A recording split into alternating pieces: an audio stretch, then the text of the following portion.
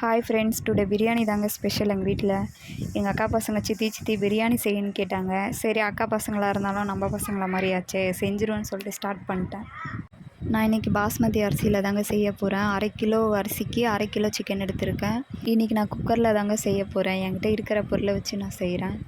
குக்கரில் first 4 table spoon எண்ணெய் ஊற்றி நெய் கொஞ்சமாக ஊற்றிட்டு, பிரியாணி இலை, 2 பச்சை மிளகா, ஒரு கைப்பிடி கொத்தமல்லி, ஒரு கைப்பிடி புதினா, 150 கிராம் வெங்காயம் போட்டு நல்லா வதக்கிட்டு, வெங்காயம் வதங்கிறதுக்காக கொஞ்சமாக மஞ்சள் உப்பு போட்டு 100 கிராம் தக்காளி போட்டு நல்லா வதக்கிட்டு கொஞ்ச நேரம் தட்டு போட்டு மூடி வச்சிடலாங்க. அப்போ தான் நல்லா அது வதங்கும். அதுக்கப்புறமா ஓப்பன் பண்ணிவிட்டு 2 கிளறிட்டு 1 கப்பு தயிரை எடுத்து நல்லா மிக்ஸ் பண்ணிவிட்டு, காரத்துக்கு தேவையான அளவு சில்லி பவுடரு, கொஞ்சமாக பிரியாணி மசாலா, கொஞ்சம் தூக்கலுக்கு உப்பு போட்டு ஊற வச்ச சிக்கனையும் போட்டு நல்லா மிக்ஸ் பண்ணி விட்டு கொஞ்ச நேரம் தட்டு போட்டு மூடி வச்சோன்னா நல்லா அந்த மசாலா அதில் பிடிக்குங்க.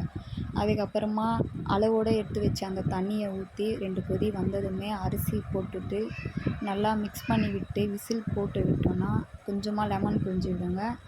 அவ்வளோதான், செம்ம டேஸ்ட்டாக இருக்கும். பிரியாணி ரெடி ஆயிடுச்சு. ஓப்பன் பண்ணி பார்க்கலாம். யாருக்காச்சும் வேணும்னா என்னால் எடுத்துகிட்டு வந்து கொடுக்க முடியாது.